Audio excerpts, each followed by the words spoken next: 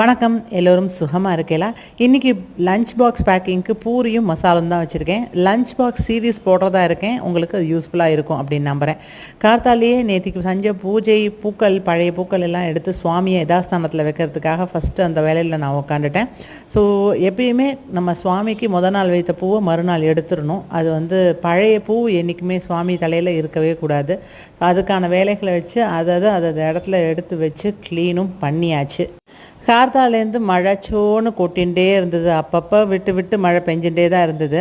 ஒரு கொரியர் பண்ணணும்னு என்னோடய ஹஸ்பண்ட் சொல்லியிருந்தார். சரி, அதுக்காக என்வலப்பை வீட்டில் தேடினா ஒரு என்வலப் கூட கிடைக்கல. பக்கத்து கடையில் போய் கேட்டால் அவங்க கிஃப்ட்டு கவரை கொடுக்குறாங்க.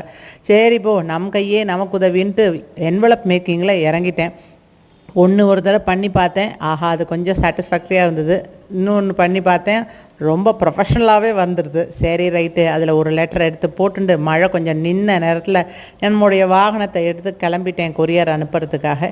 இப்போ தான் கொஞ்சம் கொஞ்சமாக மங்களூரில் உள்ள ஒவ்வொரு பிளேசஸை தெரிஞ்சுட்டுருக்கேன். அது வண்டியில் போனால் மட்டுமே சாத்தியம். போயிட்டு ஏறின வீட்டுக்குள்ளே அதுக்குள்ளே சடன்னு பண்ணி ஆரம்பிச்சிருது. நல்ல வேலை, இன்னும் ஒரு நிமிஷம் நான் தாமதம் பண்ணியிருந்தாலும் சொட்ட நனைஞ்சு போயிருப்பேன். எப்படி பெய்யுறது பாருங்கள். மணி 1 மணி ஆச்சா, கபன்னு பசிக்க ஆரம்பிச்சிருதோ. இன்றைக்கி கார்த்தால் அவளுக்கு லஞ்ச் பாக்ஸ் கொடுத்த அந்த பூரி மசாலுடைய மசால் தான் மாவு. அதையே நான் சப்பாத்தியாக வாத்துன்ட்டேன். ரைத்தாக்கு நான் குக்கும்பர் ரைத்தானா துருவி அதில் மிளகும் உப்பும் போட்டு ஒரு ரைத்தா பண்ணிட்டேன். அப்படியே ஒரு மலையாள படம், பழைய க்ரைம் படம் ஒன்று 1988 வந்த படத்தை தான் எடுத்து வச்சுருக்கேன். இன்னொரு இன்ட்ரெஸ்டிங்கான விஷயம் உங்களோட பகிரணும்னு. எத்தனை பேருக்கு இந்த சப்பாத்தியில் ஜாம் இந்த மாதிரி தடவி சாப்பிட பிடிக்கும்? எனக்கே இது புதுசு. நான் பேங்க்கில் ஒர்க் பண்ண காலத்தில் என்னோடய ஒர்க்கர் நிவேதிதாங்கிறவங்க இந்த மாதிரி எடுத்துன்னு வருவாங்க. அப்போ எனக்கு அதிசயமாக இருக்கும். பட் நான் அதே மாதிரி சாப்பிட்டு பார்க்கும்போது வாவ், இது நல்லாயிருக்கே அப்படின்னு சொல்லிட்டு எப்பயாவது சாப்பிடுவேன். இது அன்ஹெல்தி தான், அதனால் எப்பயாவது தான்.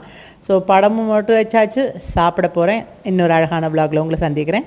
Bye bye.